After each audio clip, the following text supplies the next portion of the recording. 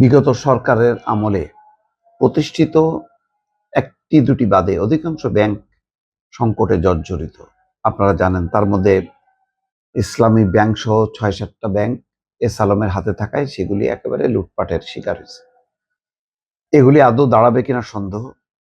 যেমন দেখেন, national bank, যে দেখা গেল এমডি আদিল সাহেব উনি পদত্যাগ করেছেন। ১ বছর হয়নি তার নিয়োগ, তার মধ্যে পদত্যাগ করছে। তার মানে এটাকে আর রক্ষা করা যাচ্ছে না। তিনি যাচ্ছেন এবি ব্যাংক।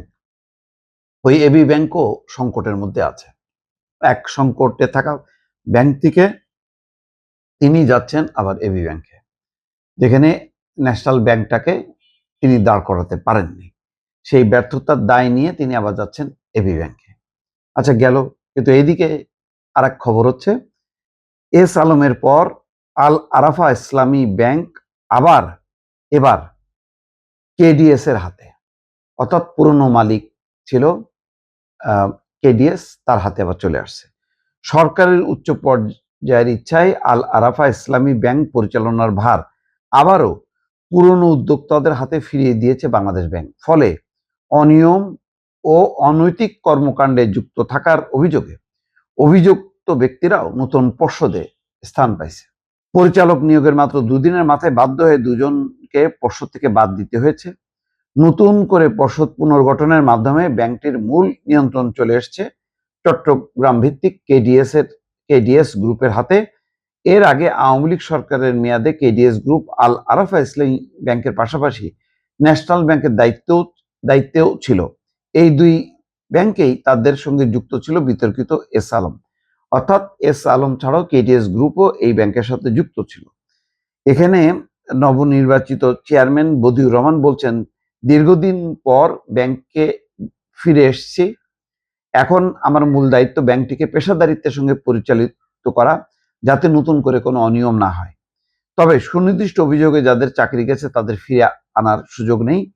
নতুন করে অনিয়ম হলে ব্যাংকটি বড় ধরনের ঝুঁকিতে পড়বে। চেয়ারম্যান হিসেবে আমানতকারীদের স্বার্থ রক্ষা করাই আমার প্রধান কাজ।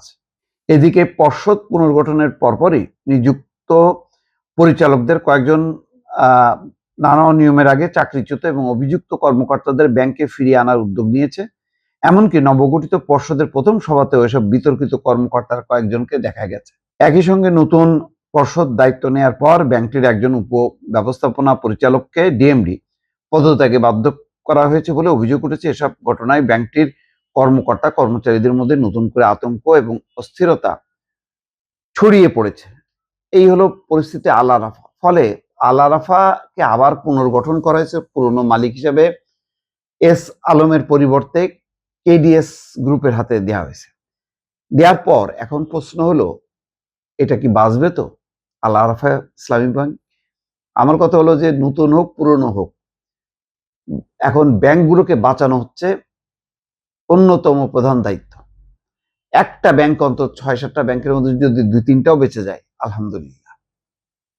বিগত যেই শেখ হাসিনা সরকারের পর অন্তর্বর্তী সরকার কিন্তু নানান চেষ্টা করেও আহসান এইচ মনসুর, যিনি বাংলাদেশ ব্যাংকের দায়িত্বে ছিলেন, গভর্নর, আপ্রাণ চেষ্টা করেছে।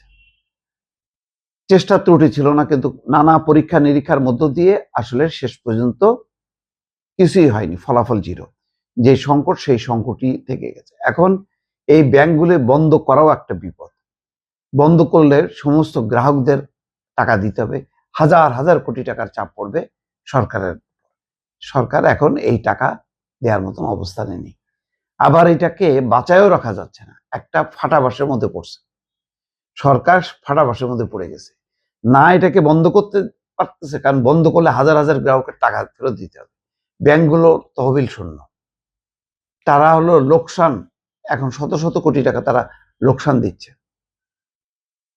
তো এই যেখানে লোকসান গুনতে হচ্ছে, সেখানে বন্ধ করে দেওয়াটা আরো বড় বিপদ হবে। আবার এটা চালু রাখাটা অসম্ভব হয়ে যাচ্ছে। চালু রাখলে লস, আর বন্ধ করলে আরো লস। কি ফাটাবাসের মধ্যে পড়ছে দেখেন, পুরো ব্যাংকিং খাতটা ফাটাবাসের মধ্যে পড়ছে, সরকার হিমশিম খাচ্ছে। এই অবস্থায় হয়তো কেডিএস কে বাঁচানোর একটা শেষ চেষ্টা যদি আল আরাফা ইসলামী ব্যাংক, এই ব্যাংকটা যদি বাঁচানো যায়, এর আগে কিন্তু আব্দুল্লাহ আল মিন্টু, ওনাকে দায়িত্ব দিয়েছে, তিনি সরকারের মন্ত্রী, ব্যবসায়ী, কিন্তু পরিস্থিতি এমনই ন্যাশনাল ব্যাংকের, এটা কোনোভাবে আর বাঁচানো যাবে কিনা সন্দেহ আছে। এখন আল আরাফা ইসলামী ব্যাংক, এটা যদি মানে বাঁচানো যায় তো রক্ষা, তো সেই বিবেচনা করে ওই পুরনো মালিক এখন বিবেচনা করছে না সরকার। সরকার মূল কথা হলো, যারা ব্যবসায়ী এবং উদ্যোক্তা, তারা নানা কারণে শেখ হাসিনা সরকারের সাথে একাট্টা ছিল। শেখ হাসিনার সাথে একাট্টা থাকা ছাড়া কোনো ব্যবসায়ীর আর টিকে থাকার উপায় ছিল না। কেউ বাড়াবাড়ি করছে, বাড়াবাড়ি করে যে আজকে কারাগারে তারা, অথবা পালায় গেছে। কিন্তু অনেক নিরীহ যারা ভয়ভীতির মধ্যে আছে তারা দেশের বাইরে এখন অবস্থান করছে। তাদেরকে ফিরিয়ে আনা, তাদের যদি আওয়ামী লীগ সম্পৃক্ততাও থাকে, সবচেয়ে বড় পরিচয় তারা ব্যবসায়ী। তারেক রহমানের সরকার এখন ওই ব্যবসায়ীদেরকে প্রোটেকশন দিচ্ছে, যাতে তাদের শিল্প কর্মকাণ্ড, অর্থনৈতিক কর্মকাণ্ড উজ্জীবিত থাকে, তাহলে কর্মসংস্থানটা ঠিক থাকবে, বেকারত্ব বাড়বে না। এইসব হয়তো বড় বিবেচনায় এখন চিন্তা করছে যে এই আল আরাফা ইসলামী ব্যাংকটাকে অন্তত বাঁচানো যায় কিনা, এই চেষ্টা হিসেবেই এডিএস গ্রুপের হাতে দেওয়া হয়েছে ব্যাংকটি।